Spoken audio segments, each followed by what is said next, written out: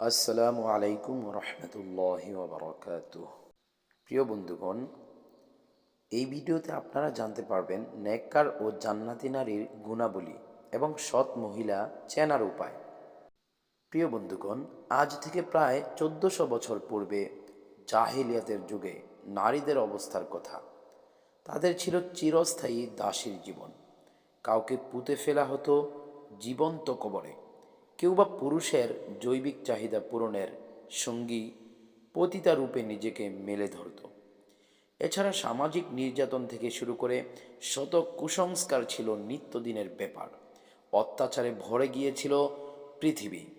সেই পরিস্থিতির পরিবর্তন ঘটাতে আল্লাহ তাআলা 570 খ্রিস্টাব্দে নবী মুহাম্মদ সাল্লাল্লাহু আলাইহি ওয়াসাল্লামকে প্রেরণ করলেন।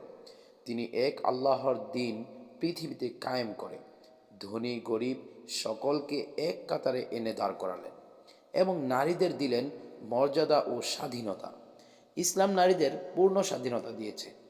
তবুও কিছু মানুষ বলে ইসলাম ধর্মে নারীর স্বাধীনতা নেই।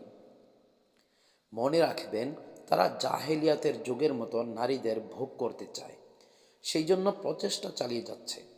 যারা আল্লাহ ও তার রাসূলকে ভালোবাসে তারা কখনো সেই নাস্তিকদের কথায় কর্ণপাত করবে না। প্রিয় বন্ধুগণ, আসুন এবার মূল কথায় ফিরে যাই। জান্নাতি নারী কারা, হাদিস দ্বারা জানব ইনশাআল্লাহ। রাসূলুল্লাহ সাল্লাল্লাহু আলাইহি ওয়াসাল্লাম বলেছেন, যে নারী 5 ওয়াক্ত নামাজ পড়ে, রমজানের রোজা রাখে, আপন লজ্জাস্থান হেফাজত করে এবং স্বামীর আনুগত্য করে, তাকে বলা হবে, যে দরজা দিয়ে ইচ্ছে তুমি জান্নাতে প্রবেশ করো। ইবনে হিব্বান সহিয়াল জামে, হাদিস নং 660। আবু হুরায়রা রাদিয়াল্লাহু আনহু থেকে বর্ণিত, রাসূলুল্লাহ সাল্লাল্লাহু আলাইহি ওয়াসাল্লামকে একবার জিজ্ঞাসা করা হলো, হে আল্লাহর রাসূল, কোন নারী সবচেয়ে ভালো?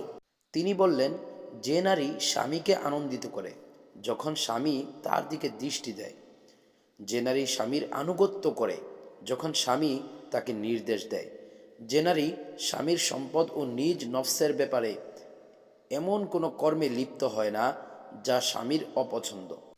রাসূলুল্লাহ সাল্লাল্লাহু আলাইহি ওয়াসাল্লাম জৈনক মহিলাকে জিজ্ঞাসা করেন, তোমার কি স্বামী আছে? সে বলল, হ্যাঁ।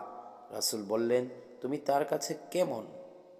সে বলল, আমি তার সন্তুষ্টি অর্জনে কোনো ত্রুটি করি না, তবে আমার সাধ্যের বাইরে হলে ভিন্ন কথা। রাসূল বললেন, লক্ষ্য রেখো, সেই তোমার জান্নাত বা জাহান্নাম। উপরের আলোচনার আলোতে জান্নাতি নারীর পরিচয়: 1. নেককার, ভালো কাজ সম্পাদনকারী, নামাজ রোজা আদায়কারী নারী। 2. আনুগত্যশীল, বৈধ কাজে স্বামীর আনুগত্যশীল নারী। 3. সতী, নিজ নফসের ইজ্জতের হেফাজতকারী নারী, বিশেষ করে স্বামীর অবর্তমানে। 4. হেফাজতকারী, স্বামীর সম্পদ ও নিজ সন্তান হেফাজতকারী নারী। যে নারীর মধ্যে এসব গুণ বিদ্যমান সে রাসূলুল্লাহ সাল্লাল্লাহু আলাইহি ওয়াসাল্লামের কথা মতে জান্নাতি নারী। আশা করি বিষয়টি সকলেরই ভালো লেগেছে। প্রিয় বন্ধুগণ, অবশ্যই এই ভিডিওটি শেয়ার করে অন্যকে দেখার সুযোগ করে দিবেন এবং আমাদের মুমিনের আমল চ্যানেলটি অবশ্যই সাবস্ক্রাইব করে রাখবেন ইনশাআল্লাহ তাআলা।